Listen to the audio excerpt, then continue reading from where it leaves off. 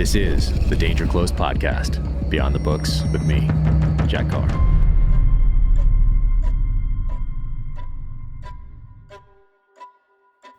Welcome to the Danger Close podcast, an Ironclad original presented by Navy Federal Credit Union.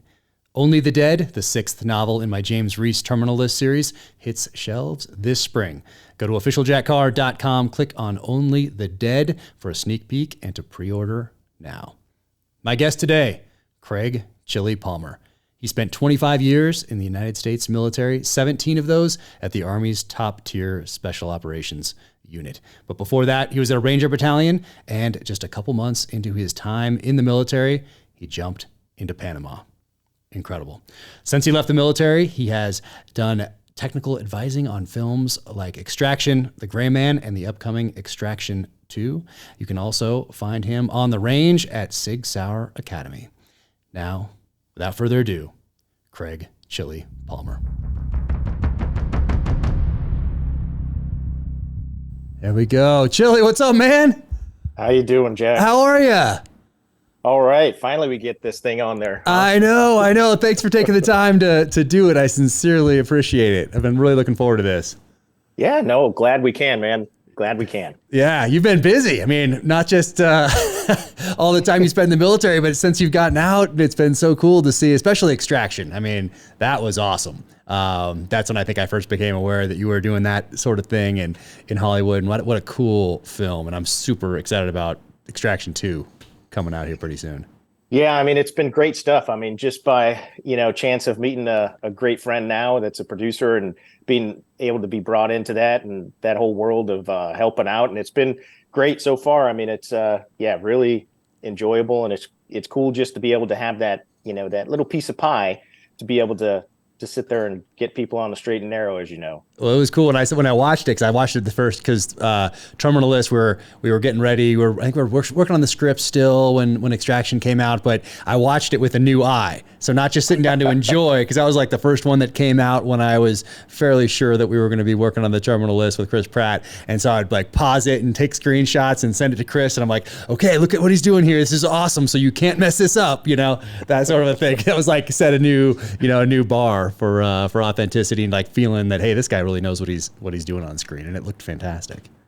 Oh, thanks. Yeah, it was great. It was pretty fun. And actually, what's funny is Chris Romwell, who's Chris Pratt's double there, his stunt guy. He was on Extraction as well, so we've been friends since then. So it's been pretty cool. That guy is amazing. Like, you see a big dude like that and you kind of think, okay, he's going to, kind of lumber around a little bit, good to run through walls and that sort of thing. And then Chris Romwell, I mean, he just like can do these flips and jumps and spins, and he's so agile. It's incredible for a big dude.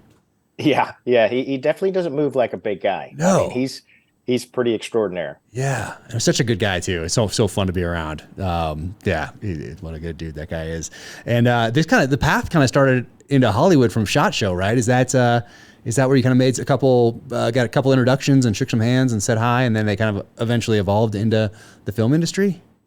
Yeah, it's funny. You think that, because, with the SHOT Show right here now, I mean, it was, a friend of mine was out there with his wife, and it was their birthday. And so they wanted my wife and I to go with him to dinner. And then one of his buddies shows up, and he was actually working on a movie with who became my buddy, Patrick Newell. And he was doing the security for Nicolas Cage. And so then he introduced me. He said, hey, you need to meet Patrick and all that. I'm like, hey, yeah, we're going to be at the Cry Party tomorrow night if you want to link up. And sure enough, he came out and we chatted for a good bit, exchanged info. And then I reached back out, and we've been really good friends since.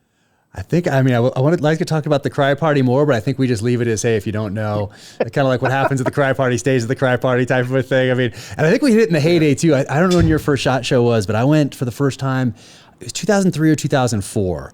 And then I tried to make them every time. And the reason I wanted to go is, I'm sure, the same reasons that you wanted to go. You wanted to see what the private sector was doing that we could use and our guys could use downrange. And so I started going, and it was small. 2003, 2004, if you were there, that room for the tactical stuff was pretty dang small. And then I think it was the next year or the year after, 2005, 2006, where it just like blew out and everything was tactical nylon and tactical this, tactical that. But that last one, I think 2003, 2004, it was still hunting and fishing. And then it was a little tactical section for those types. And then it just took over the show, it seems.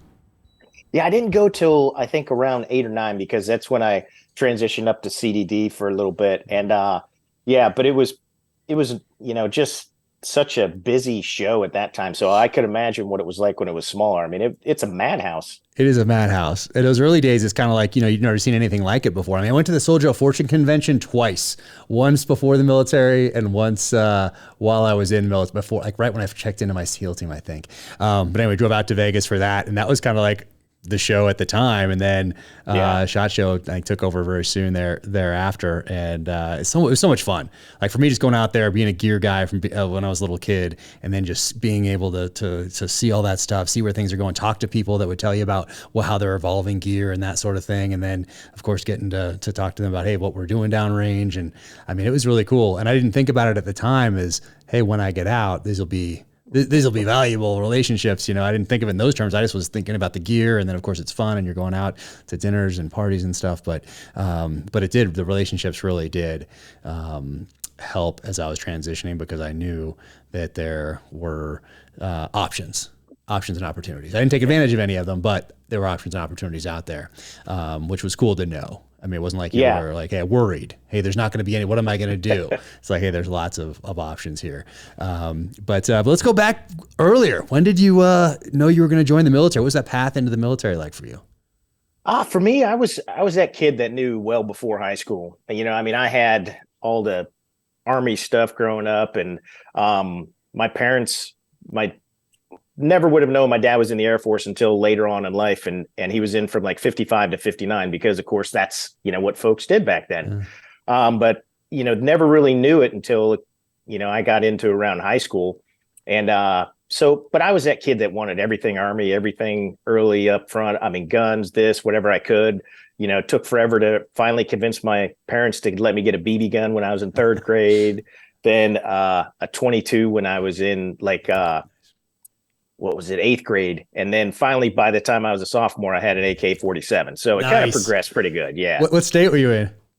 I grew up in Arizona. Okay. So you're good. And that was a good time. Like that was probably about the time everything was moving out from California to Arizona as far as the gun world went. People don't know that California in like the 60s was the place to be for gun people. I mean, Southern California, there was a lot of manufacturers and a lot of people down there that eventually would move out of state, most of them anyway. Maybe there's like one holdout still, but not many. And and then by the 80s, I think Arizona was pretty much, early 90s for sure, I would say that Arizona was the place to be for that, that gun culture, for training and everything else that was going on back then. Yeah, I mean, it was so cool because, I never thought I'd ever be anywhere around Phoenix because I grew up in Glendale, but being around Glendale, in the military. And then I was free fall instructor at Bragg, and 7 months later we moved to Yuma. So that was awesome because my son was just born. And then when you talk about the whole gun side of the world, then we started going out there, Rob Latham, Mike Voigt, everybody in Arizona. So, I mean, I was getting to see my folks quite a bit actually once I got up to the unit, which was kind of nice. Arizona has some great ranges. I just made it out to Ben Avery again. I hadn't been there, 20 plus years. I hadn't been at Ben Avery. And just went out there for the SIG Freedom Days that they did this last May. And it's changed a lot. Like it was when I was there in the early mid 90s, before I went into the military. I mean, it was just berms, but they were great ranges, but it certainly wasn't what it is now. Now it's very professional now. It's really nice. But back then it was kind of just like a bunch of berms, and it was huge, and you still had those kind of ranges everywhere, but it wasn't as formal, I guess is the best way to put it. There weren't as many amenities. There's something to that. It was kind of cool too. Oh, agree. I mean, it was funny because, of course we used to go shooting everywhere out in the desert. But first time being at Ben Avery, I think first time going deer hunting.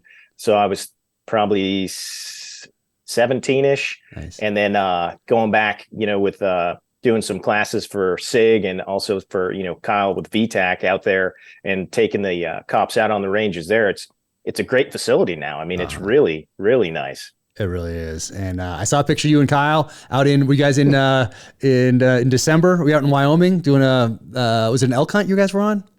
Yeah, finally actually got to fill a tag. It was been a few years with Kyle for everything, but we went out there to Wyoming, and we each got a nice little cow elk, so the freezer's full. So it was fun. It was a good time. Nice. Yeah, that'll last you for a little bit. Like there was a lot of years where we just ate wild game here with our family. And the freezers are still pretty full from a moose I got like a year and a half ago. But yeah, I love that picture, you guys. Kyle's been fantastic to me. I just love that guy. I always put the VTAC sling in my books and just what a great guy. So it was cool to see you guys out there together. That was fun. Yeah, it was great. And, when you think about, I mean, the way I look at Kyle is he's more family than friend, because I've known him ever since I got to the unit, really in '97 when I finally crossed the hall. And I've got one of his actually original slings that he made. Wow. It didn't have the quick release. It had the top buckle, that runs around the shoulder strap that runs around the frame. That piece of nylon that secures your shoulder strap to the old Alice pack. And he had that buckle on it, but I still have that. I was like, yeah, when Kyle gets his museum going, then I've got a piece for it.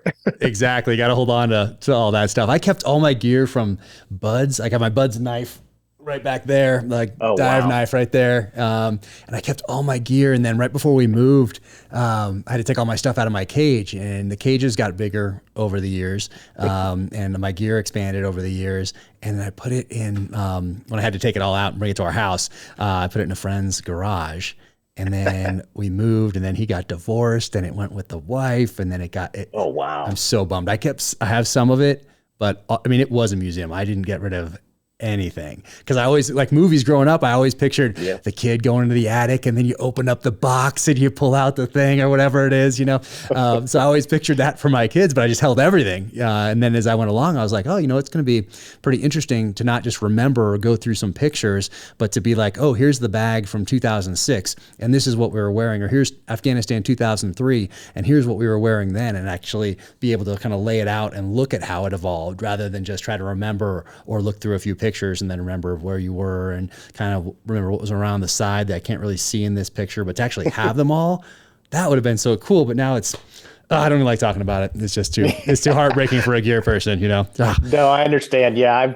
I've got so much stuff still. It's funny. And when I had to turn in things at the unit, when I retired after 17 years, it was just a ton of shit. I mean, just only imagine. Crazy. I can only imagine. I think some of the guys that get almost access to the most gear might be, and I'll keep it vague, the Air Force brethren that go between Virginia and North Carolina, because they get to raid like 3 different gear lockers for their stuff. So they're picking and choosing some pretty good stuff. They're acquiring some good things over the years, if they're the Air Force guys that are working with both of those units. But so you go high school and you go right in to the military? How does that work? I did. What it was is I went in, I was like, oh, okay, I want to do force reconnaissance in the Marine Corps, because he's now my brother-in-law, been married to my sister for quite a few years, and they've got 2 great boys. But him and I were friends growing up, and his dad was in the Marine Corps in Vietnam and force recon. And it was like, yeah, that's what I want to do. And then the Marine recruiter just wasn't telling me the truth on a lot of things that I knew, but then just playing games with stuff. And I was like, no, this is what I want. And then I was like, all right, forget it. I'm going over to the Army, and I want to be Airborne Ranger. And so got my, Ranger contract and went in, July 89. July 89. And where was boot camp for you? Everything was at Fort Benning. So it was kind of easy, at that time, just do the 13 weeks, 1 unit station training, basic and AIT. And then went right to airborne school, and then right to RIP, not the RASP that it is anymore. Okay. So you do that Ranger indoctrination program. Is that what it is? Oh, yeah. Yeah, just 3 weeks of a suck fest, so it was... Nice. And then did you go right to Ranger school from there? No, I went to First Bat. Then I got there December 89, and then that's when I jumped into Panama with my 9th jump. Wasn't it like... How many days were you at that command before you jumped into Panama? It was like 2 weeks. My gosh. Yeah. That's insane. It was pretty crazy. I mean, I didn't know anything. I was like, what the heck am I doing? Okay, I know where the assembly area is. That's about it. And the advice my squad leader gave me was, hey, just do what your team leader does and you should be okay. Wow. Like, Roger that.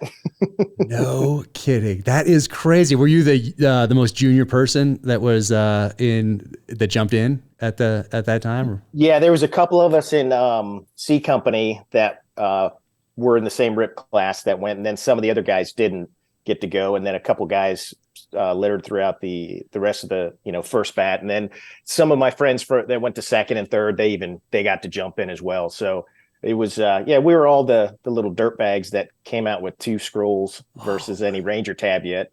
That's insane. So you're there for 2 weeks. You're a brand new guy, probably taking out the garbage and, doing all that sort of new guy stuff. And then when did you get the alert for Panama? How long before you jumped did you know that this was a possibility? It was actually like Sunday night. I was shining up my boots because I was going to wear my uniform home, do that first thing is that, you're still a private. You still think you're cool if you go home. And so I was shining my boots. We were actually watching the Simpsons Christmas special.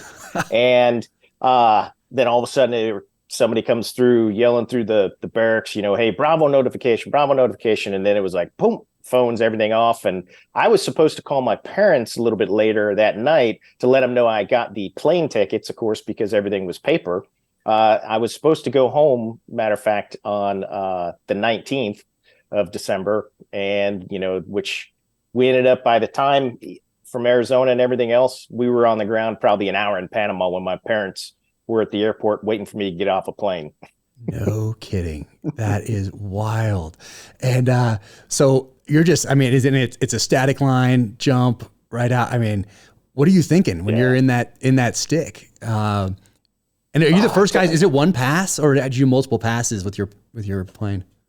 We did. I was on Bird 3 and we were on 141s, and I think there was 6 or 7. I can't remember how far back they went right now, offhand anymore. But it was just, one pass, Torrijos to Cuman Airfield. And it was just, I don't know. I was so scared that whole time leading up to it. That morning, I knew I had to eat something. I was choking it down, my whole fear getting hung up in the harness somewhere, somebody coming shooting me. Because you saw the World War II movies and stuff exactly. like that. Yeah. Oh my gosh. And so you jump, is it a night jump? I forget.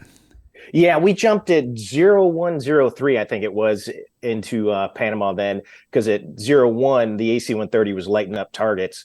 And it was, like a freezing rain and everything in Savannah before we left. And then they opened the doors and it was almost like you could see the air come in, the humid, hot air down there. And but once we got the green light, everybody's shoving each other to get out. The safest spot everybody believes, was just getting out of the plane. Wow. And is it a ramp exit? What's No, we were doing doors on the 141. Yeah. Okay, So we were shotgunning both doors. Okay. Yeah.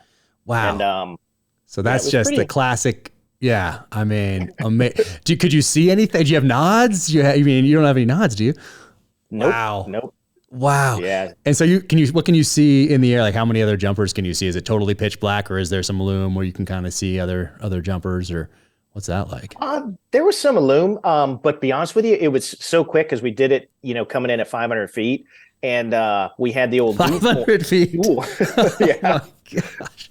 We had the dual point harnesses. So, you had to make sure that you pulled them evenly or one side would get hung up on the rucksack when you're lowering it. So first thing I did when I went out, I didn't even check canopy. I was just going to lower my ruck. Pulled both of them, of course. One side went, the other didn't. So I pulled my ruck up to release the other side. Boom, I landed.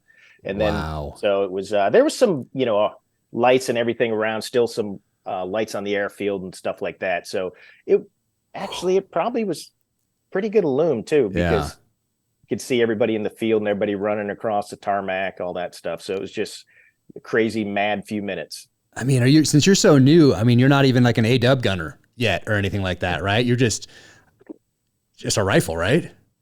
I actually had the M203 because we were just carrying things, and I never shot it before. So that is crazy. And so do you hit the airfield, or do you hit like some dirt or something like that? Or do you hit landed in the grass? Luckily, I was so happy with that. And I remember my platoon sergeant was like saying, "You guys won't remember the weight of your rucksack, the adrenaline and everything like that." And because he was an old grenade orator, and I got up, tore my pants right in the crotch. The first thing, getting on a knee with my ruck, start running, falling everywhere. And I was just cussing him the whole way, saying, I feel it. You're so wrong. This is ridiculous. So, it was kind of funny. My whole goal was just get to the assembly area and get around everybody. No kidding. And did you guys meet resistance at the airfield there? How did that? No, there was some sporadic stuff, because what had happened is they all, they knew we were coming and they pushed out of the barracks, and they were back in I think the amphitheater or something like that. They were kind of staging for us to get on the ground, then kind of hit us. But I think when the AC-130 opened up, everybody just took off. So there wasn't much there. But it was just, being a private, 19 years old, it was a pretty big experience. I mean, you're essentially, because, boot camp, jump school, RIP, that's, you're kind of just dropping down and doing push-ups, getting yelled at, doing sit-ups. I mean, you're just like going where you're told, shining some boots, making a bed, so essentially it's like day one, essentially, for all practical purposes. That is wild. Did you jump with, let's use a call sign, Goat? Did he jump in with you? No, I didn't know him back then, but yeah. So I know that there was a few other folks that I went to AWG and stuff like that were there, and they were squad leaders when I first got there, and then ran into them in AWG later. So wow. Yeah, there was a lot of pretty cool things. Gosh. When you look at what happened, but then also the people that you were around and seeing everybody later in life a little bit too. Yeah. Did you have any Vietnam veterans that jump with you that you remember? Were there still guys like that? No.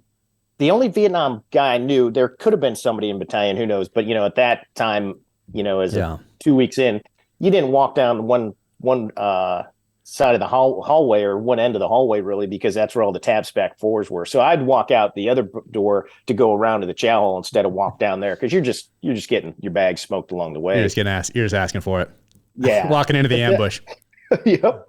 But now the RIP cadre, that when I went through RIP, one of the first sergeant there was an old Vietnam guy, and man, when he chewed you out, it was like you felt like you were dying. Yeah. Yeah, that's pretty cool, man. And how long were you guys on the ground then? What was your mission? What did you guys do as part of the invasion? Our initial thing was to, of course, secure the barracks and stuff like that of the PDF there at Torrijos Tocumen, because it was civilian and also military airport. And then it was like 3 hours later, the 82nd was jumping in, and it was kind of funny because as we're going through clearing the objective and all that stuff, and then getting on the other side, so post assault type thing, here comes the 141s with the 82nd, and the airfield was kind of offset with the two runways for the civilian and military, and the birds were supposed to do that little dog leg, and the 82nd, they dropped them straight over the target area as well. So you got these guys packing up their parachute when there's fire and everything going on from the AC-130 destroying buildings and all this stuff, and it was just like, what are these guys doing? Wow. Oh my God. How long were you guys on the ground? So we were there about 2 weeks, and then we headed out. We didn't get to do much. Did a lot of security around the airfield, it seemed like, because at that time, just the way it went, and you never know anything as a private. So then from there we did go out a couple times. We did like a blocking position around New Year's, and then on Christmas Day we went into Pecora Village. I remember that. Went in there, and we ended up, I think, having a bunch of toys that were PDF had or something, and dropped them off there in the village. So that was pretty cool. And then got my bag smoked on a blocking position because I was sitting down in the road versus standing up waiting for cars to come to stop them. So it was kind of funny. It was a good experience. No way. When somebody walked by and saw you and was like, hey. Well, we had to like a 4-way or 3-way intersection, and so I was farther down on one area just to stop the cars before they would let them come in so they could search them. And no cars were coming, anything like that. So I sat down because it was just hot, and it's out there in the sun and all that.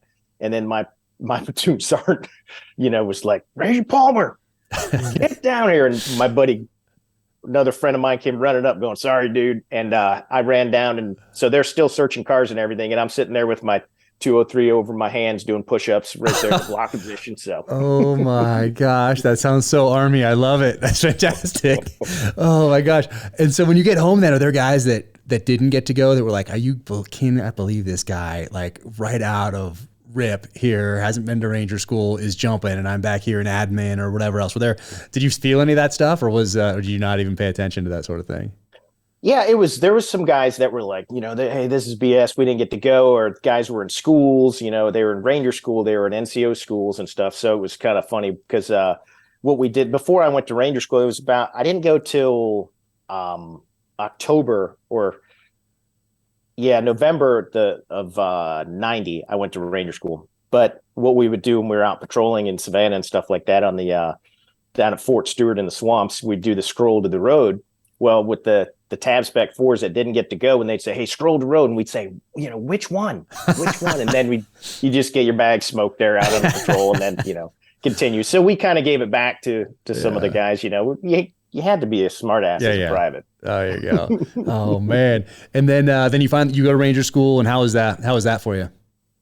Yeah, that was all right. I mean, like anything else, it's a good school when you're done. It's a good suck fest while you're there. And I recycled Florida phase and then ended up coming home on Christmas leave, which really I hated. And I was so mad at myself. And because that's when the Desert Storm was going on. So they had the rest of the class continued over Christmas. And I think the last time they did that was, I don't know how many years before that they kept over Christmas.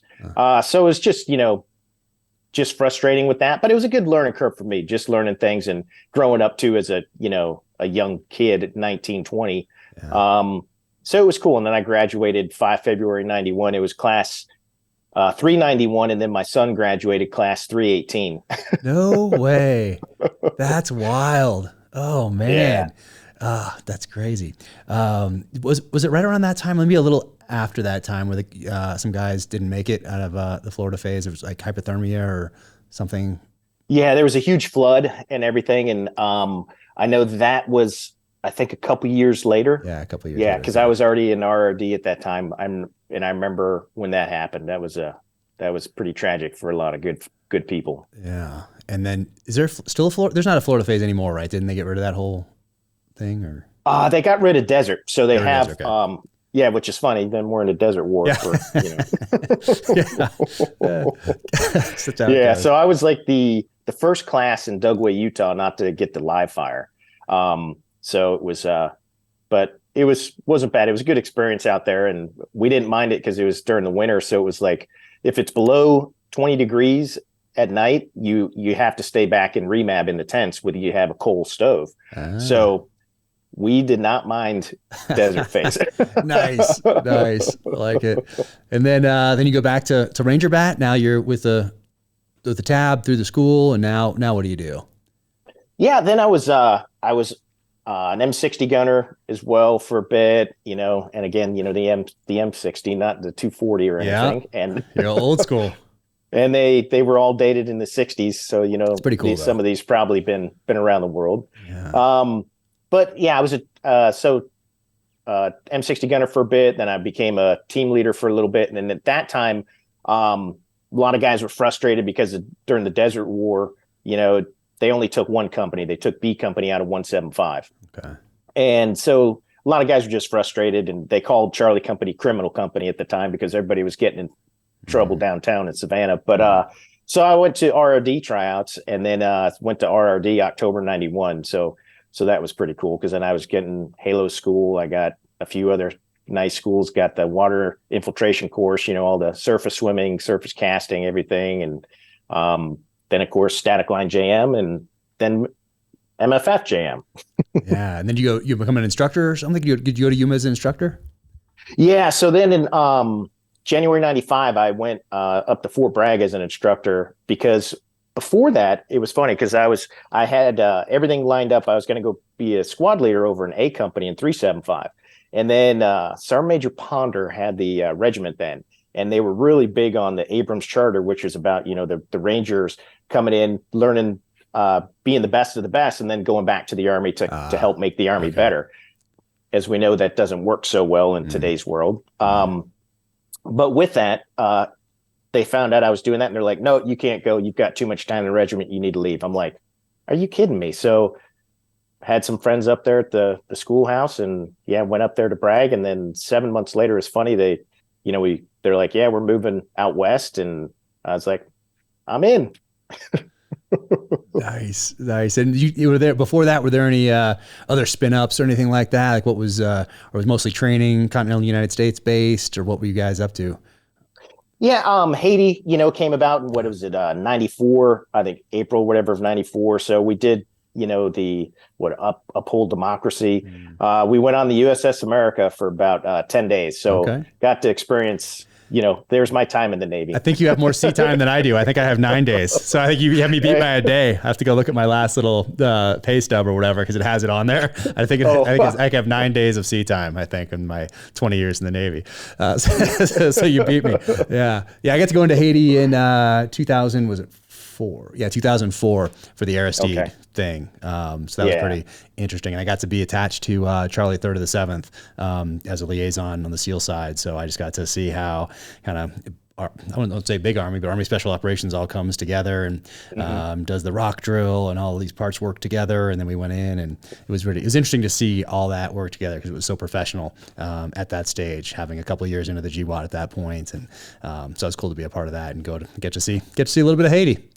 Yeah, there you go. Yeah, I know it was. We didn't get to actually see it. We saw the claw because at that time, then Jimmy Carter came down and saved the world. That's right. That's what happened. I was trying to remember how that one ended up. I remember. Yeah. And so we went, got like 2 days at Gitmo, and then we headed back home, and then we went to the UK for the Cambion Patrol. So what's that? It's a long range reconnaissance patrol that the Brits use. Or set up, and it's all through Wales and the Brecon Beacons and all that, and international, competition. Okay.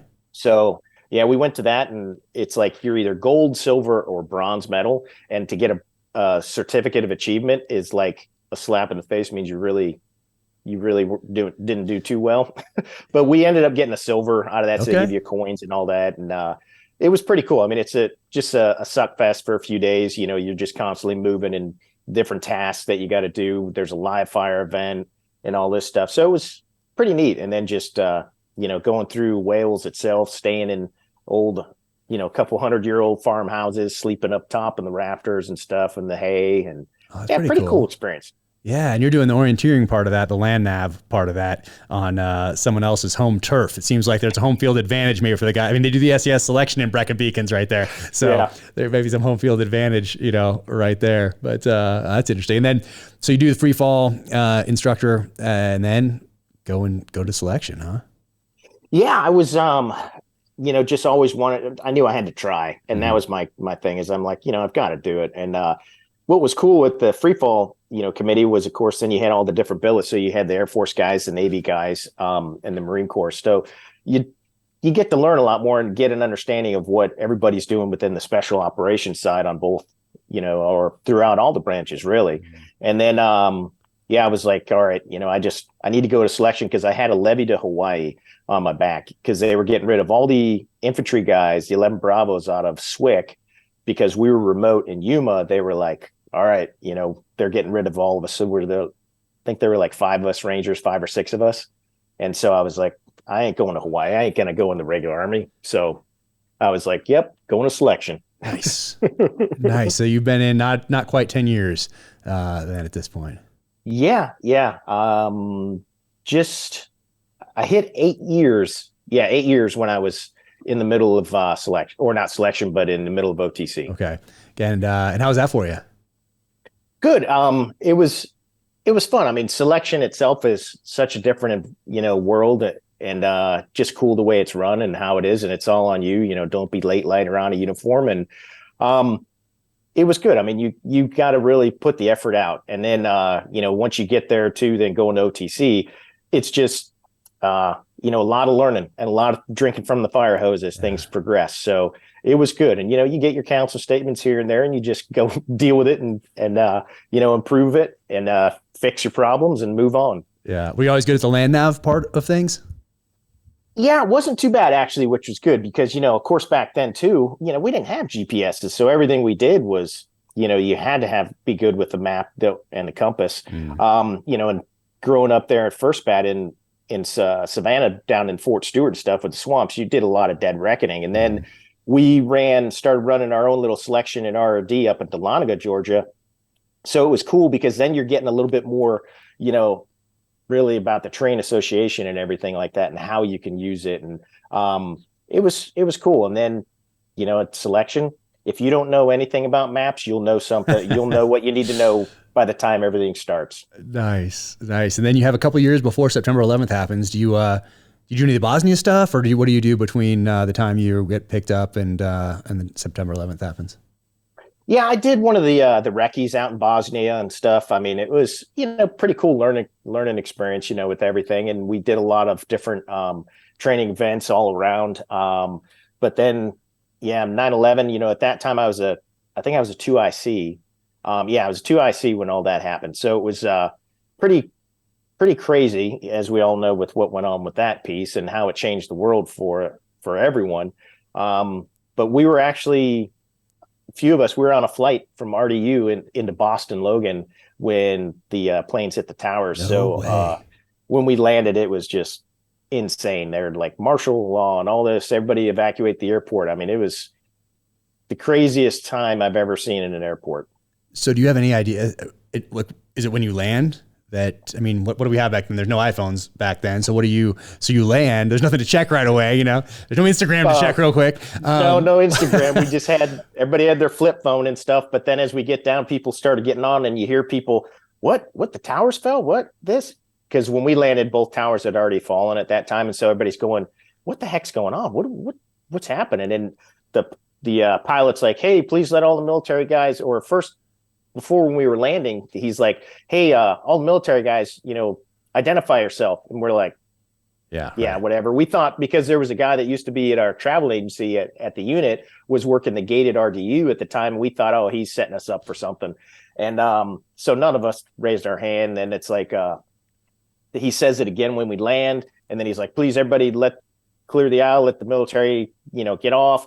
And so we're all standing up then, because everybody's hearing all this stuff going on, talking to somebody on the other end of the phone and saying, this would happen, this.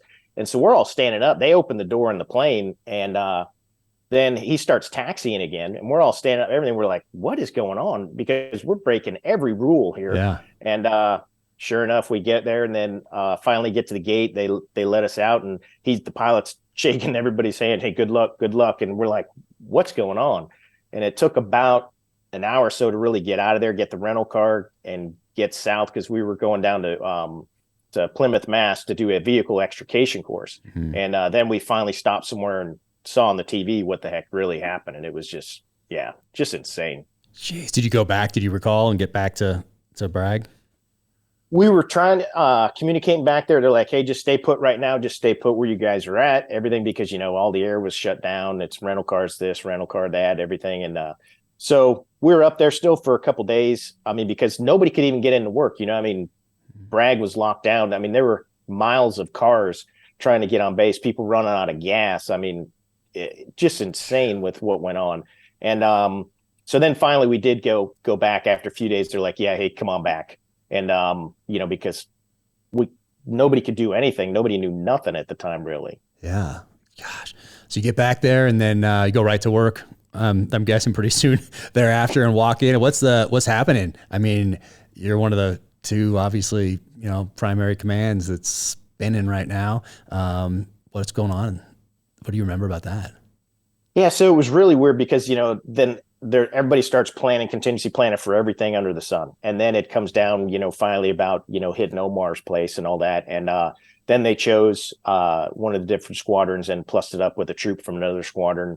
And so being in C Squadron, we were kind of like, we were just on Aztec. We were on alert. So we were there for about 6 months, just on alert, doing our training, everything else, because then, it started rotating with green and blue over in Afghanistan.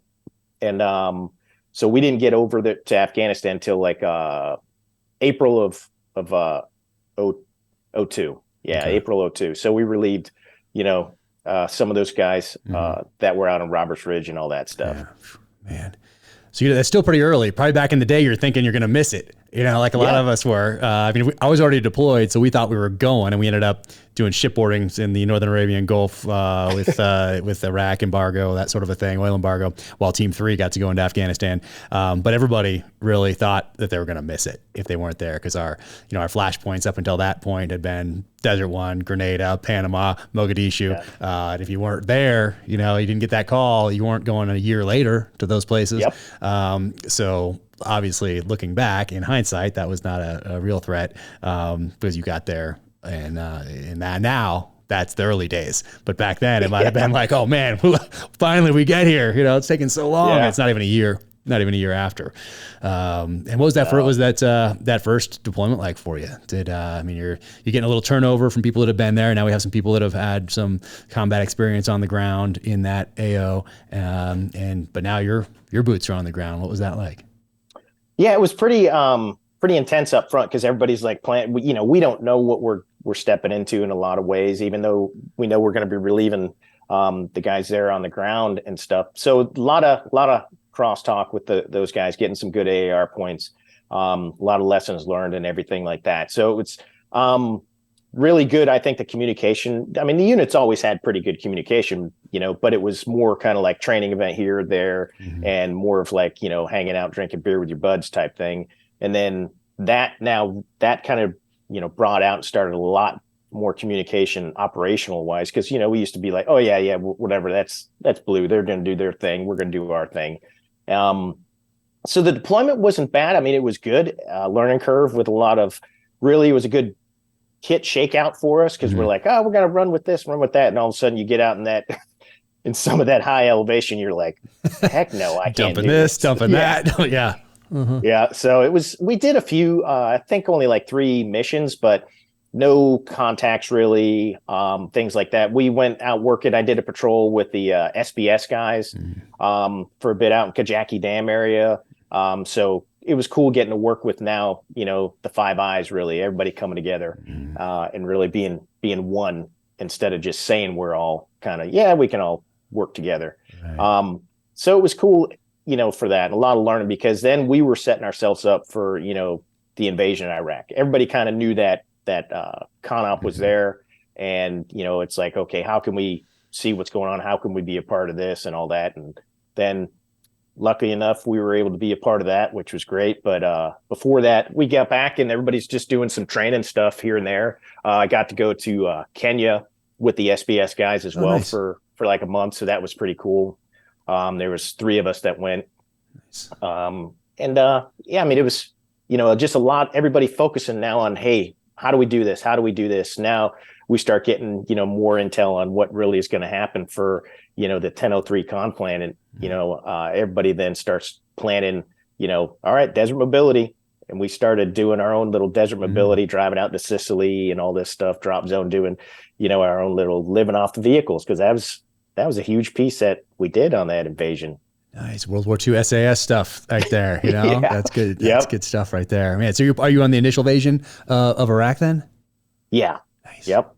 So we crossed the border. So then when all the cruise missiles hit, on the 19th of March there, we were out towards H1 airfield, I think it was, because all of a sudden the S-60 starts shooting and everything. And it's like, we're like, are they shooting at us? And it's like, no, okay, we're good. It's just, it was pretty crazy. And then just started our journey across the desert there for about a month. Jeez. And then what you set up, you're the first people in there to set up kind of a base of operations for your command and then start doing ops out of a certain area. Is that how that went down? We actually drove. It was like, we didn't stop and set up anything. We were a couple times, we stayed a few days in some areas out by Haditha Dam and stuff like that. And the guys were calling in a lot of ordnance, and our fires guy was busy because we dropped a ton of ordnance then. So we were pretty much, in our rod sights, things like that, and the vehicles for about 3 weeks before we got into any roof over our head, and we had some sun showers and stuff. And then one of the other squadrons came in and started working. They started really, we went into Tikrit and everything like that from the north.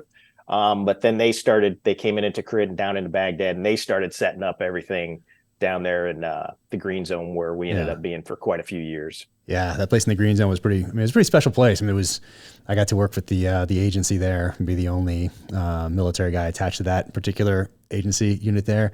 And it obviously ended up informing a lot of the foundational elements of my novels and my character there, because it was such a highlight of my time in uniform. But it was cool being right next to you guys and then working with that unit that had so many people who had been at your command, and they really took me under their wing and really taught me so much, and I can never thank them enough. It was just such a really cool time to be there, I think. And then man, do you just keep going? You're on the train now. I mean, is it just going back and forth? Afghanistan, Iraq, Afghanistan, or what are you doing in there for these next decade? Everything then for us, started, just flowing, really rotating in and out of Baghdad, because then it's like, all right, green has Baghdad, blue has Afghanistan. And so, it was, there for 3 months, home for 6 months, there for 3 months, home for 6 months, and so on. And I was a team leader for the invasion. So then it was awesome, but then it kind of stinks because then your time is up after a bit. And then I ended up in S&T for a little bit. But while I was in S&T doing the instruction there, which is cool because then, of course, now you're around all the other squadron guys too, I would still go over and kind of, how could I get overseas to do something, to go out and do like a few weeks with somebody, do some hits. So I would go over there, and a matter of fact, I went up and saw Kyle up in Mosul one time, hung out with him for a bit, and then went with a couple of the other squadrons on some VI stuff when that started getting heavy. So did as much as I could to get back, because I was divorced at the time. So it was like, all right, this is easy. I mean, granted, I had my son, and that's one thing, still you want to, I want to be around, be a part of his life. And luckily I was able to, but, he knew what was going on. He understood. And, just talking about that is with my son, as he was, when I deployed first time, to Afghanistan in 2002, he was 6. He turned 7 while I was deployed. And, well, he's 27, and he's been to pretty much all the spots I have, and then some different ones. That's so wild. Oh man. I mean, there's a few guys that have, it's multi-generational at some of these, top tier units now. It's incredible how long we've been at it. Cause in some ways it feels like it was yesterday. And then when you look back or look at pictures, and then look at yourself in the mirror, kind of like, wait a second, I kind of still feel the same, but I know a lot of time has passed. So it's interesting. So in some ways it feels like yesterday. In other ways it does not. Man, that's wild. So you're going, you're jumping in on things where you can. And did you stay a quote unquote gun guy through all this time? And you shooting on your own, or are you just having doing the regular military stuff that you have so much access to at that command? Or what are you doing training wise for you? Of course, like anything else, we had exceptional ranges and everything else, and just the fact that the close proximity, it's easy. Yeah, let's go down and shoot. So we did a lot of stuff, still did stuff with like, Rob Latham, Mike Voigt, Jerry Barnhart, Jerry Micklick, things like that. So we're still trying to learn, because there's a lot of things that we could do, especially, the competition guys. They're very efficient and, cut down all those little movements and break it down and everything else. So still doing a lot of that training. But then when I was in S&T, what was great was I was a CQB instructor as well as shooting instructor. So got to do a lot, staying up on the range. Yeah. Keeping those skills sharp. I like it. And how long did you do that for?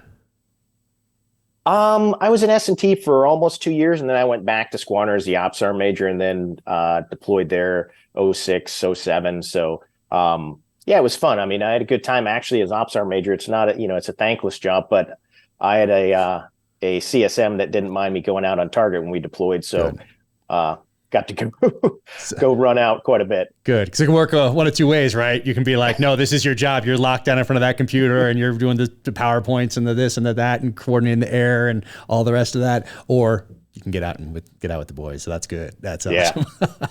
That is awesome. And then I'd bring him out too every now and then. It's like, hey, you need to come out, and that way he gets refreshed a little bit. So it's good. I mean, we're all there for a lot of reasons, and we all, want to, serve and do what we can. And we still always want to be in the fight. And sometimes your fight is at the computer, but if you can get back there with the boys, it's reconnecting. Yeah. And that person at the computer, I mean, you said it's a thankless task, but man, how important that is. Have a good guy in that slot, man. And then what do you do from there? How long do you stay at the command? I was there total 17 years, but then in 07, I was actually transitioning to get the recce troop, to get C3 to be the troop sergeant major. But then I had to step out and go after custody of my son. So I did win that. And my wife that I've been with now 16 years, but we were just dating, and she helped me hugely with that. And so that's why I went to CDD up there in like 07, 08, 09. And then then I went back to squadron for a year in 2010, 2011, just to be an ops sergeant major in another squadron. So, Okay. then yeah, went back to CDD, and then ended up, retiring in November 2014. Wow. What, man, that's a long time to be at that command. That is amazing.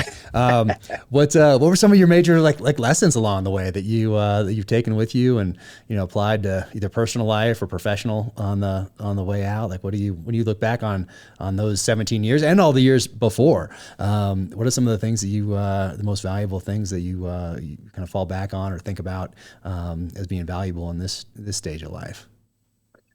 I look at a lot of things really about how you treat people, because yeah, we're operators. Everybody's just full of piss and vinegar, and everybody running around thinking they're the best, and you have to feel invincible at that time, especially with everything going on in the real world. But we can't do our job if we don't have the right support guys there to do everything else, to allow us to go forward, to do what we need to. So I think it's about really how you treat people with all that, because there's a lot of good guys that are just in the shadows, the support guys, a lot of great guys. And, they're doing their job to make us, successful in ours. And I mean, and they're truly just, there's the gray man, you could say. And, so I think that's a huge thing. And then just having humility, because, you don't always do everything right. Understand that you can take criticism, and also sometimes it's good to ask, hey, how am I doing? What do I need to fix? Where am I at to, your leaders? And it doesn't matter where you're at. Even as an ops sergeant major, I'd do that, because to me, if I can't fix it if I don't know it's broke, but maybe I get another perspective on how to do something as well. Yeah. Yeah. I mean, that's so much time. I mean, so total time in the military was how long? 25 years. 25 years. Yeah. So, are there any times you look back on, whether it was training or real world, where you're like, whew, I cannot believe we survived that? Like, when you look back, are there a couple of things that pop out to you as like, whew, when you think back on certain training evolutions or real world operations? Yeah, I mean, like anything, a couple times we're looking at things after, like some of our vehicles during the initial invasion, and it's like, you were kneeling down here during a gunfight and everything like that, and then you look on the vehicle and there's like a bullet stuck in it right there, and it's like, who knows? Was that right when I was there? Was it not? I mean, if I would have moved, so the shoulda, woulda, coulda, it's there. You just can't focus on it. And so, I mean, there were a few times that we laughed at each other, like, do you believe this crap, in the middle of things? Yeah. We had a huge contact actually one time during the invasion. It was 2 April. We lost Andy Fernandez was killed during that. And we were sitting there. My vehicle was right next to basically the resupply truck the mechanics were driving. And we're sitting there, and contact breaks out everywhere. And the mechanics are sitting there, and I look at him. I said, "This wasn't in your recruiting film, was it?" And he's like, "Nope." And and then the guy that was with us from the agency was up there hiding behind the all the drums of fuel, the 55-gallon drums and everything like that. Like, really, dude, you're going to hide behind that? Like, oh man, it's so crazy. I remember, yeah, it was Najaf, so summer of 2004, and we're going in with Big Army to retake that city, and I just show up and tell that battalion commander from was it 27 Cav, hey, we're here. Here's our capabilities. How can we help? And it was just a sniper team, and we'd push forward every day and push Jaish al-Mahdi militia back a few blocks, and then bring up Bradleys and Abrams. And so for me, I was enlisted first, and then I became an officer. But I'm like maneuvering these Abrams and Bradleys. It was crazy. And then you're calling in air and the whole thing. It was amazing. But we jumped over this wall because it was the first time we'd been in that kind of combat, where it was like the movies we saw from World War II, like daylight and just confusion, and everybody shooting everywhere. And there's tanks that don't look that different from the ones that were in World War II. I mean, much more advanced, but it's still a tank. And we jump over this wall, and we're all together, and we're like, there's like 4 of us. And we're like, can you believe this? This is insane. And then we jump over this wall, and not a second, like 2, 3, 4, 5 seconds after the last guy hits the ground, a mortar lands exactly where we were standing, not seconds before. Like, wow. And so you think, like, what if we had somehow during the day, something had happened where someone had paused or whatever, that had caused us just a few second delay to be standing there. I mean, it's just crazy.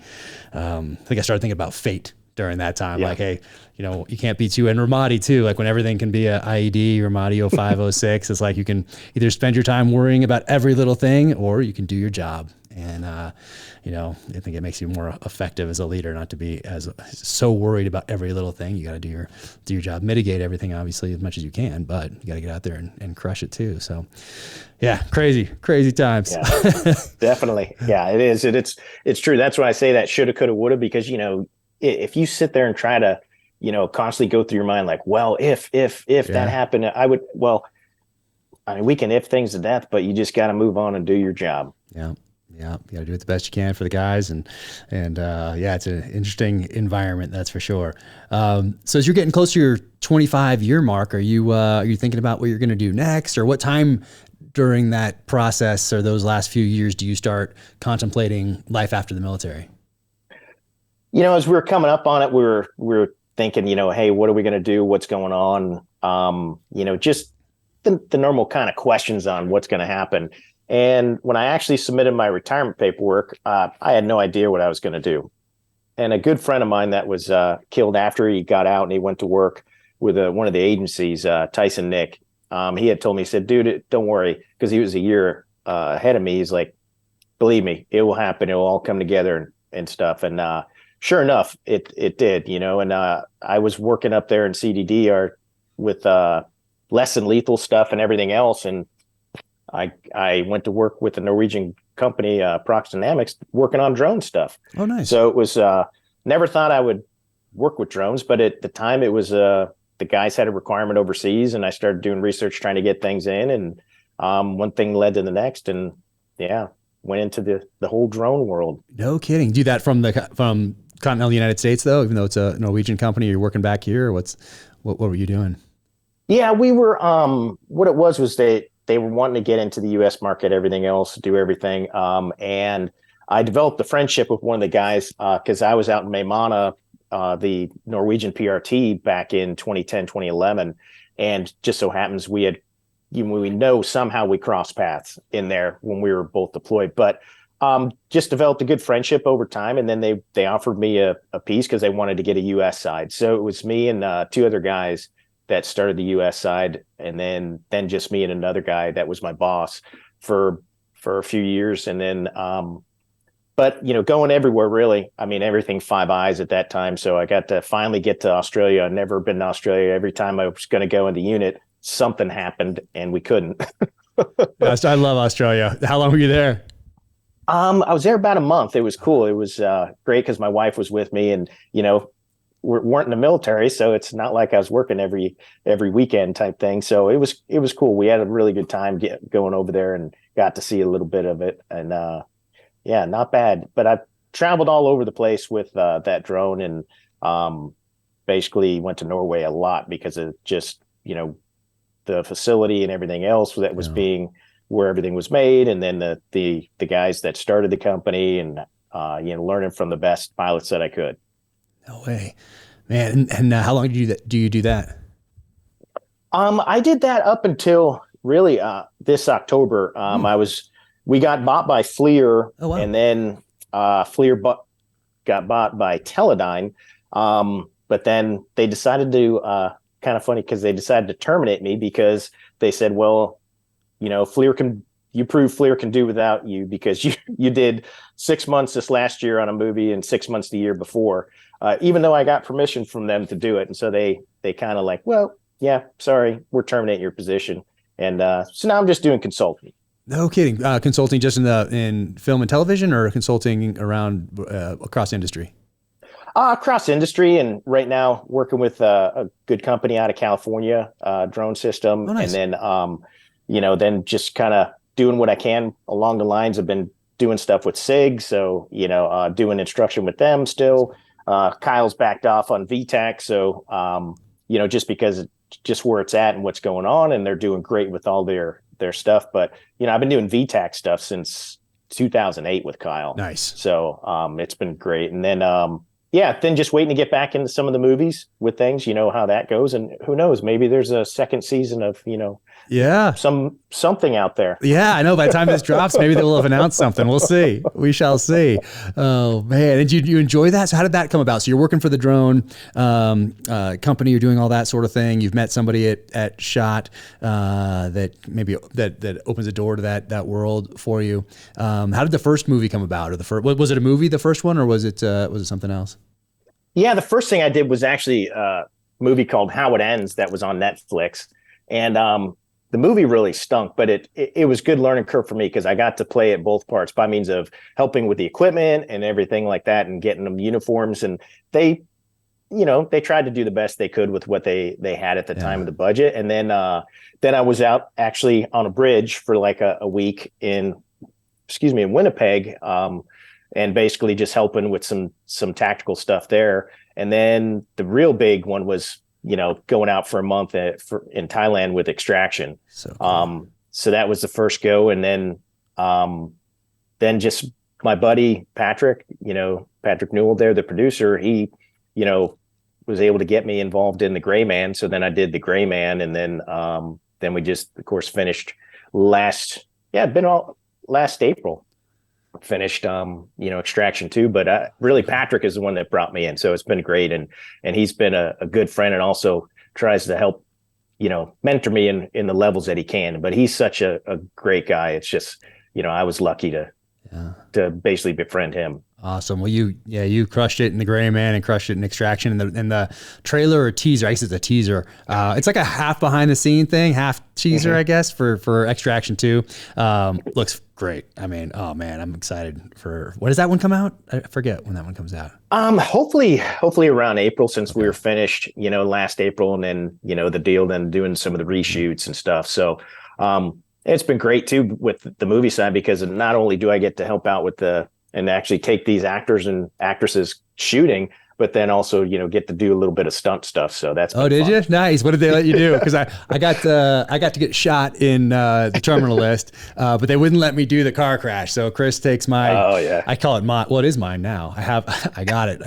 I got the Land Cruiser, and I have one of my own. Well, a couple, but anyway, so Chris crashes the Land Cruiser, which I already saw as my Land Cruiser, and smashes it into me, and then we have the gunfight. But they wouldn't let me do the crash.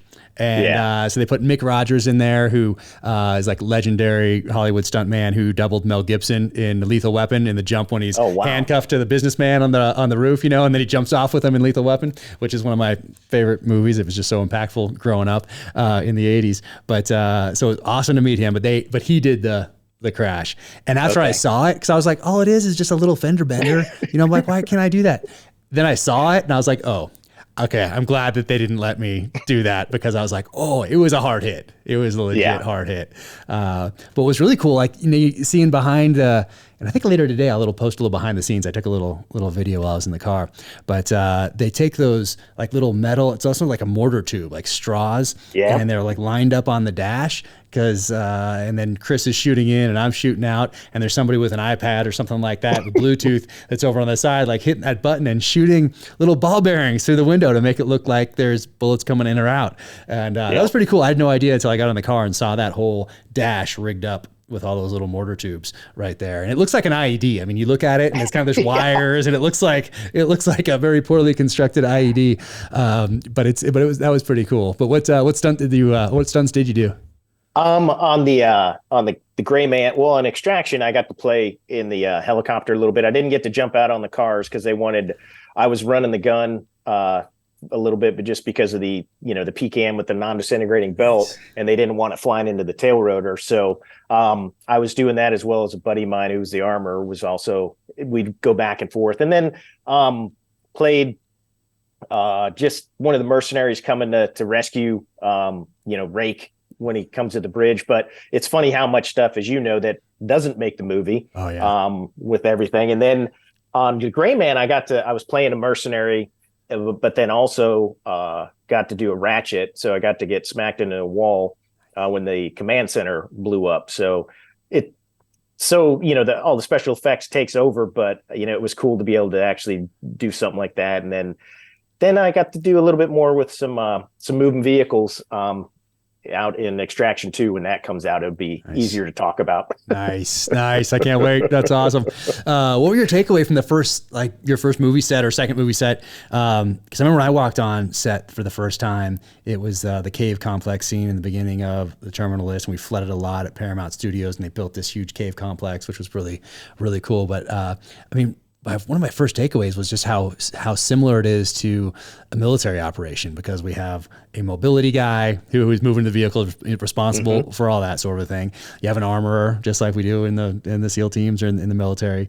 You had the medical people on standby. You had craft food services. You got to feed the troops. You have the director, who's like a commanding officer right there, and then you have the number one on the call sheet, Chris Pratt, who is like the troop commander or something like that. And those guys, just like in the military, that relationship and how you see them working together, it filters down to everyone. Yeah. And I mean, you can like make or break a team, by how that relationship goes up there. And man, Chris Pratt and Antoine Fuqua were just so incredible and inspiring and positive. And I had so many people come up to me on set who didn't have to. They told me they'd been on hundreds of sets and they'd never felt the way they were feeling on this one. It was just such a positive experience, and it was amazing. But a lot of similarities I noticed to the military world. No, I agree. I mean, I think that's the best way to say it, because like my buddy Patrick, being the producer, he's that platoon sergeant or first sergeant, the beans and bullets. And, I mean, his job is never done. I mean, he's constantly rotating, checking the lines, you could say. But yeah, it is like a military operation, like you said, with everybody that there is, and everybody's got their part. And then when you come down to those, when a stunt's going to happen and everything like that, how many times that thing's rehearsed, but how much people actually talk about exactly what's going to happen, that, rock drill type thing. And, it's just so neat to see. I mean, there's so much work that goes into it that people just don't understand. And it's its own little village, the whole movie set. So it's pretty cool what the guys can build too within a day. They're like Seabees. It's like Seabees show up and all of a sudden they build this whole, place to live and, tents and generators and airfields, and it's crazy. But I forgot the explosives guy, demolition guy, same thing, demolition guy on set, just like you have a breacher in a platoon or something like that. But yeah, that was a really interesting takeaway, just how similar it is to a military operation. And it was fun to see all that. I mean, it was just such a great experience. But that was my only one. That was my only one thus far anyway. So hopefully there'll be some more. I mean, who knows? But you never know. But and how is it working with Chris Hemsworth and that team? Like, did you learn a lot about camera angles? And that's because you have, for people that are listening, there's here's the armorer, there's the stunt coordinator, there's a technical advisor. There are all these people that are kind of working together when you have a stunt or a sequence that has firearms or explosions and all that stuff. So it's really interesting to see all those people come together to coordinate something like that. But are you learning all about different camera angles and what an actor needs to do at a certain, because you can do something right, as we know, and then an angle catches it that makes somebody be able to pause it and then put it on social media and say, look at these idiots. So you have to there's so much to it. And then even if you do get the shot that you want, maybe you got a couple that you didn't really want, but 8 months later, guess who might not be in that editing room? Someone with a military background, someone with a law enforcement background, someone that's competent with firearms and tactics. And all of a sudden this thing makes it in and you're like, scope covers or whatever it is. Like I see now how easy it is to have those, even with all these professional top tier people there, the best in their respective fields, how things can still slip through the cracks. So now I have a lot more appreciation and I'm not more understanding when I see something now. I was always understanding before, but now I just know how easy it is to screw something up or to have it look like it's screwed up, that I totally get it. And much more understanding now, even more so than I was before. Did you have a similar experience? Yeah, I mean, it's crazy because you look at it and you're like, okay, yeah, this is what you need to do, this, and this. But until you see it actually on camera, then it's like, oh, maybe we need to do this, maybe we need to do that. So for me, it was all about listening to what, the Russo brothers wanted. And then with Extraction 2, Sam Hargrave, because it's like, all right, hey, what's your vision? What do you want to see? How much time do you want to spent on this scene. And then of course, where's the camera going to be, for each take and everything. And because then it's like, okay, based off that, we can do, this, maybe, try this technique or do this or hold the gun here or there. I remember like with the Gray Man, a couple scenes like with Ryan moving with the pistol and everything like that, it was blocking his face and he didn't say anything about it. But I came back and I was like, hey, because I'm sitting there looking at the monitor the whole time, we're really with the directors. And it's like, hey, let's just bring it down a little bit. People will still see where it's at, but that way you're not blocking your face and doing everything. And it's, the more you can go forward with things, not saying, hey, this is what has to happen, but here's how we could do this. And these are the reasons why in the real world. And what do you want to see? And work with them versus, coming in like a true military first sergeant in a regular army and saying, no, this. It's like, no, there's give and take. And, it's fun. And I was just actually emailing with Sam Hargrave yesterday because of the fact that they were doing shot count on some of the stuff, some of the editing, wanted to make sure the magazine count, everything like that, nice. With how many mags or how many rounds does this gun hold in this gun and everything else. And just, even though you're doing it, and it's all happened in the notes, but now again, that editing, like you said, when it comes time to it. Oh yeah. Detective Jared Shaw, and he plays Boozer in the show, is technical advisor, a producer. He gave the book to Chris Pratt. The reason the whole thing, came to be, we were so lucky that we had him in the editing room the whole time. So he was right there doing that sort of thing, like counting those rounds. Because that's why a lot of people say, look, these guns in Hollywood, they never run out of bullets. Who is the technical advisor? It's like, well, maybe that part got cut out. The mag change gets cut out for whatever reason. And now it looks like that this gun never ran out of bullets. Like that sort of thing. There's so much to it. And the person that's editing all the time doesn't even look for that. It's just not something that registers. So it's such a value add to have somebody in that editing room that's doing, like a technical advisor in that editing room, to be looking at those things. I think is such a huge value add.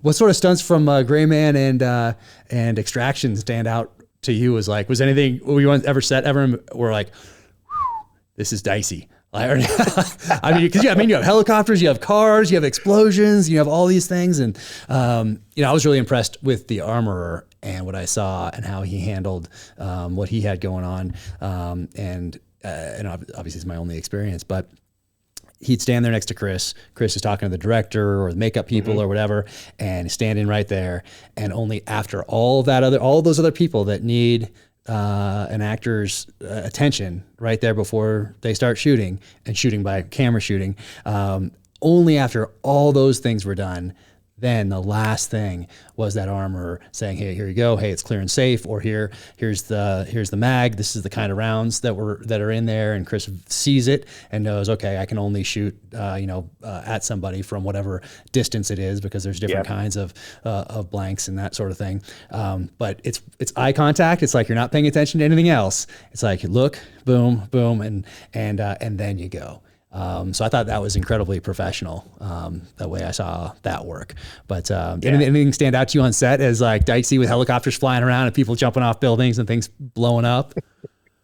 It's just cool to see, really what the stunt coordinators do. And Danny Hernandez was the fight coordinator, stunt coordinator, and James Young was one of the stunt coordinators, but actually he was a second unit director for the Gray Man. And these guys grew up doing a lot of the Marvel stuff and everything, but to see Danny when they're like, fight scene with Ryan, and then, with Chris coming in, and they're like going, okay, well, how are we going to do this? What's going on? Or, hey, let's change it up this, and see his mind ticking and how quick he could come up with something on the fly to say, okay, we're going to do this, this, and this. And it's like, it was pretty cool to watch just how fast those guys can turn something out, and the deal with the stunt guys really make the movie before the movie's made, because of the whole previs and everything with the action sequences and everything else.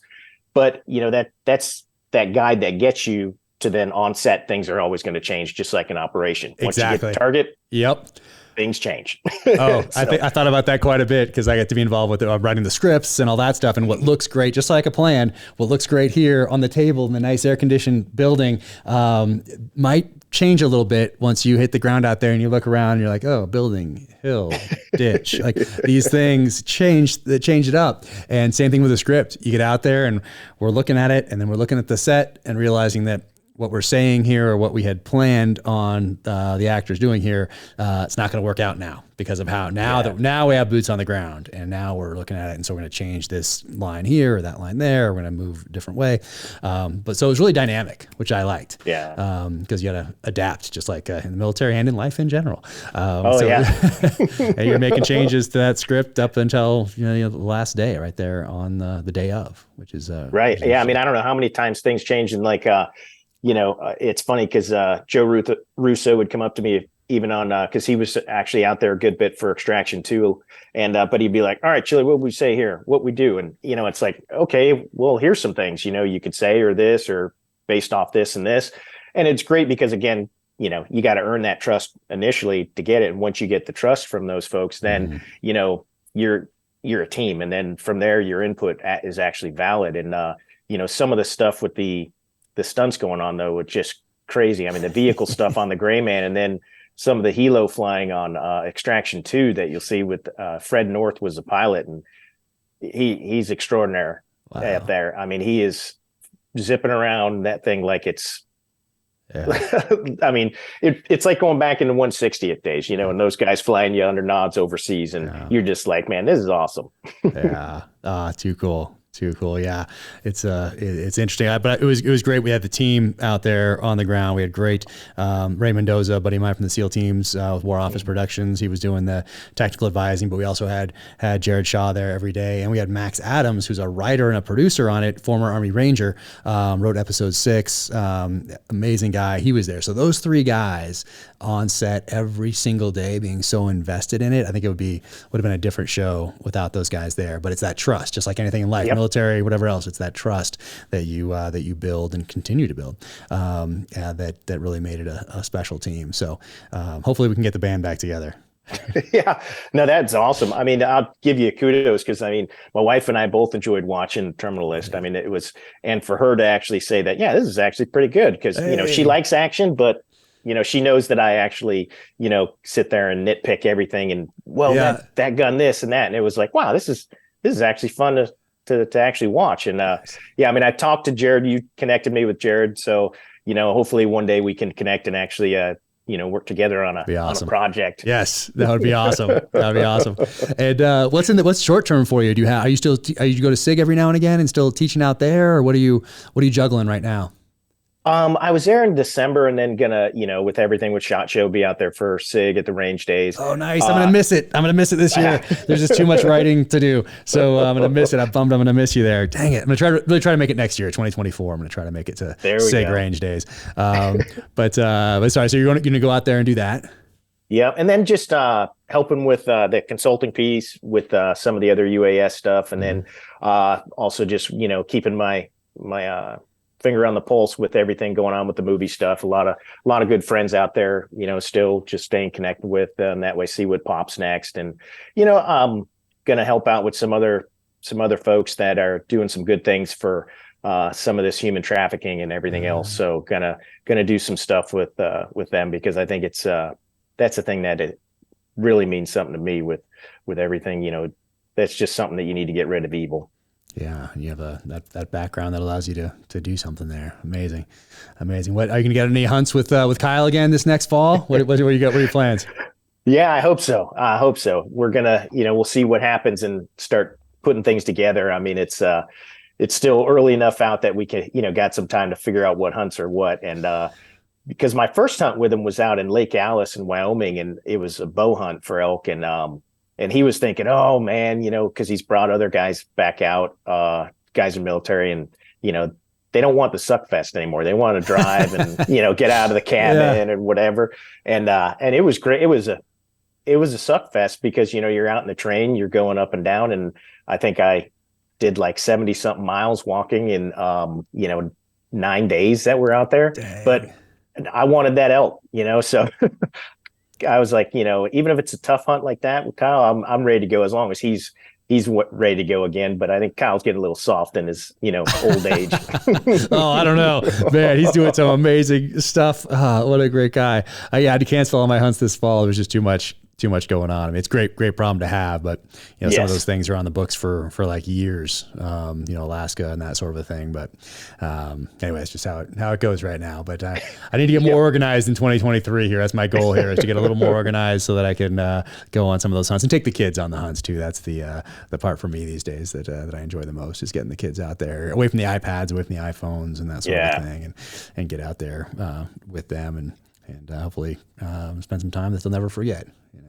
Exactly. I think that's key. Yeah. I mean, I was trying to get my son on this hunt with Kyle and I just there in December, but he just wasn't able to make it with his leave dates and everything like that. So, we'll get him out there again soon though, because I mean, I got to do a hunt. Kevin Holland hooked me up with some folks, and we went down to Florida and did the gator and hog hunt. Oh, nice.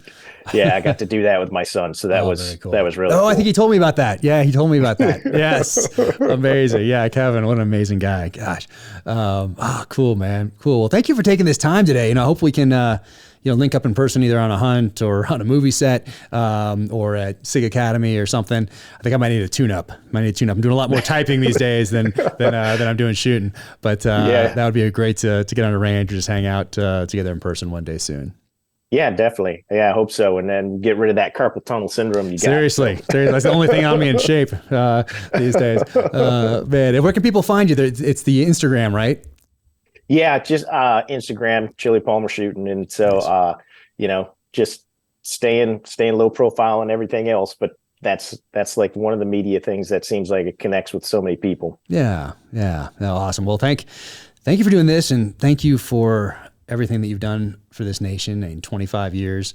Man, most of those at the tip of the spear, it's sincerely appreciated. And thanks for being such a great guy on the outside now that you're out. And when you mentioned before about being able to get along with people, I can 100% see how military people go to Hollywood and have in mind that they're going to tell them how it's done type of a thing, and how that's not really going to work. I mean, it's a new team, and you adapt and you build trust, and you have to understand the medium in which you're working, and be able to speak that language as well, and not just throw a bunch of military stuff out there that they don't understand. You got to learn that language, learn the language of the culture type of a deal that you're stepping into, and be someone that people want to work with. And you have that in spades. So I think that's I can see why you've been so successful working on these films. It's readily apparent. So congratulations on all of that, and thank you for all you've done. Thank you, and thank you for your service as well. I mean, it takes more than one of us to do this, and the good thing is there's still a lot of good guys out there.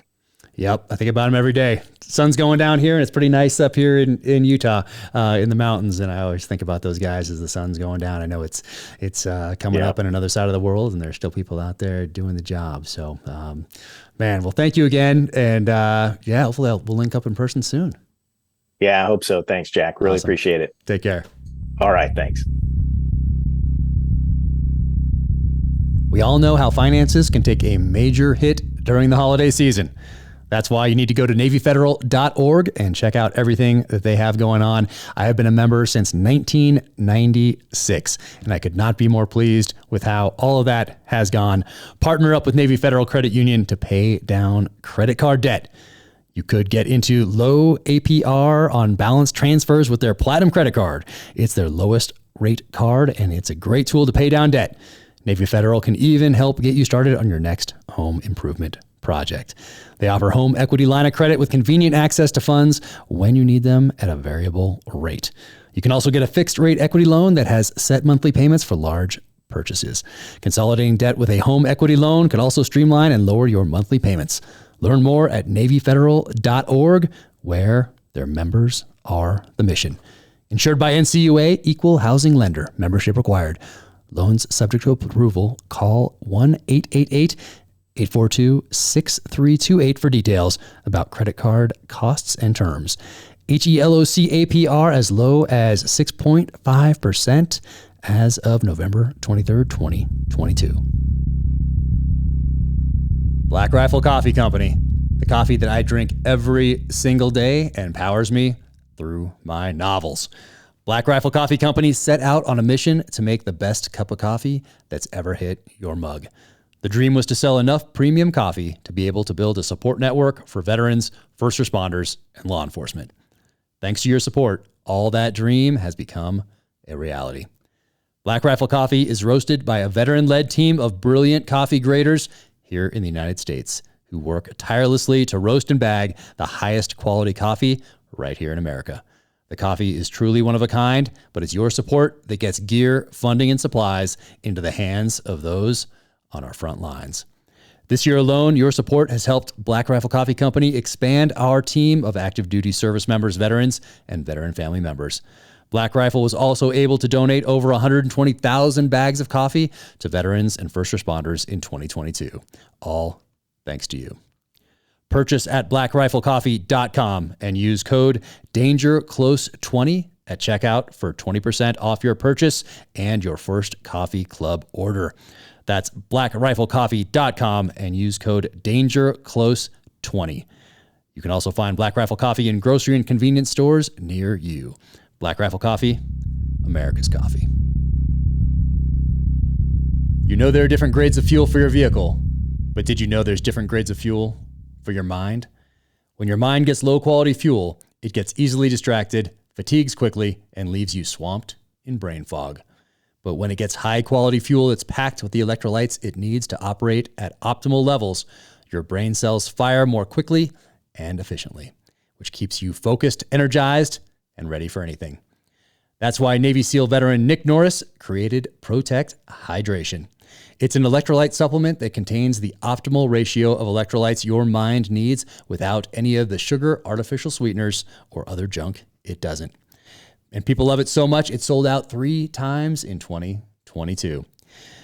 They just got some back in stock right now. Danger Close listeners can get 25% off. Visit Protect, PROTEKT.com/DangerClose and start giving your mind higher quality fuel today. Once again, visit Protect, PROTEKT.com/DangerClose for 25% off. Welcome to the gear highlight portion of the Danger Close podcast. First off, thank you to Badass Workbench for this incredible desk right here. This thing is solid. Be sure and check them out at badass-workbench.com. All right, first up, Sig Sauer. All right, this is a pretty cool one right here. From Custom Works Shop, go to sigsauer.com to check it out. But look at this thing right here. What is this, you may ask? Well, this right here is the P226X5 Classic. Look at that thing. Awesome. So this has 20 round mags right here. It's ready for an optic right there. You can adjust the trigger. This thing is solid. Look at that thing. Absolutely incredible. 226 X5 Classic. So check it out. It also comes 2 extra mags right here. Of course, a coin. And right here, it comes with a digital recreation of your target where they do the test fire. So look at all those 1, 2, 3, 4, all of those touching right there. So that is pretty cool. So that comes in every box right here. So check that out for sure. Sig, thank you so much. I cannot wait to give this thing a run. It is a favorite of Max Michel. If you know him, he is a world champion shooter, shoots for Sig. Also an awesome guy. So be sure to check out his Instagram as well. He's fantastic. So Sig, Custom Works, awesome. All right, what else? Let's go to this thing right here. Look at that. How cool is this? So Land Cruiser, if you've been following me for a while or read the books, you know that I'm a fan of Land Cruisers. There might be 1 or 2 parked in the driveway right now. And right here, so Juan's Wood Shop on Instagram. Go to Juan's Wood Shop, and then in the bio, click on that to take you to his shop. This is awesome, all made by hand right here. This FJ62 cross tomahawks on there, and look at that brass in there. This thing is awesome and ready to go on the wall. So Juan's Wood Shop on Instagram. Click on that link in bio and head over to see what he has going on. So thank you so much. This is awesome. Really appreciate that. What else here? Hooten Young. Look at this. Aged 15 years, this particular one right here. Norm Hooten, of course, was at the Army's premier Special Operations Unit. You might remember him from the movie Black Hawk Down. But right here, Hooten Young whiskey. I've been drinking a little bit of this lately. And thank you guys. Sending out hat, bam, and the shirt. So very cool. They also have some pretty nice cigars as well. So go to hootenyoung.com, check out the whiskey, check out the cigars, check out the merch, and awesome. That was really cool. So thank you. And hey, if you're getting whiskey, might as well go to officialjackcarr.com. Also, click on shop for the merch and leather coaster right there. And these things are pretty cool. Slate coaster right there with the cross tomahawks. Very cool. What else? All right. Dynamis Alliance, crusheverything.com. My buddy Dom Rosso over there.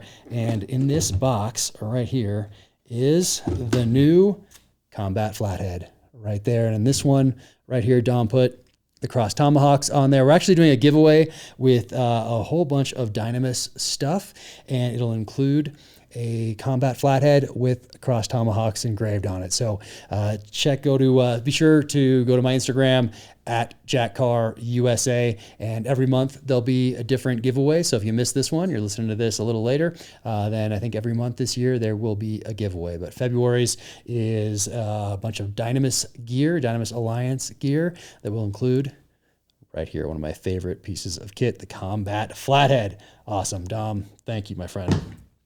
And what else?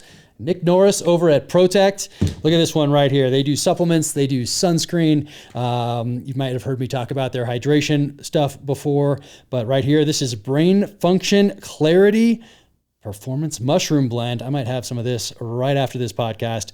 protekt.com. My buddy from the SEAL teams, Nick Norris over there, and veteran owned and operated. Protect. What's this one right here? This one is the Primer Watermelon. So check out everything they have going on over at Protect. Once again, that is protekt.com. All right. That does it for today. Take care out there. Thank you so much to Sig Sauer for jumping right on board out of the gate to make this podcast possible. Obviously, I am a huge Sig fan, having carried the P226 on every deployment downrange in the SEAL teams. But Sig was a supporter. They were friends well before I was a New York Times bestselling author, well before I even had an Instagram account or any social media presence whatsoever. So thank you guys all so much. Ron, Tom, Jason, everybody at SIG who gets up every day and continues to crush it and lead the way. SIG is always adapting. They're always at the forefront, whether it is firearms for citizens, whether it's firearms for our military, ammo, suppressors, optics, training, fire control units. They are doing it all, and they are always pushing that envelope and trying to do it better each and every day through innovation and adaptation. They crush. So thank you so much for that friendship and support. It will never be forgotten. Thank you for tuning in to the Danger Close podcast, an Ironclad original presented by Navy Federal Credit Union. Only the Dead, the next novel in my James Reese Terminal List series, hits shelves this spring. Go to officialjackcarr.com, click on Only the Dead for a sneak peek and to pre-order now. For more on Craig Chili Palmer, go to Chili Palmer Shooting on Instagram to check out what he has going on. If you like that conversation, be sure to leave a 5-star rating and review wherever you get your podcasts. You can follow me at Jack Carr USA on the social channels. Officialjackcarr.com is the website. You can click on shop for the merch. You can also sign up for the newsletter there. And until the next time, take care out there. Be safe, stay strong, keep fighting.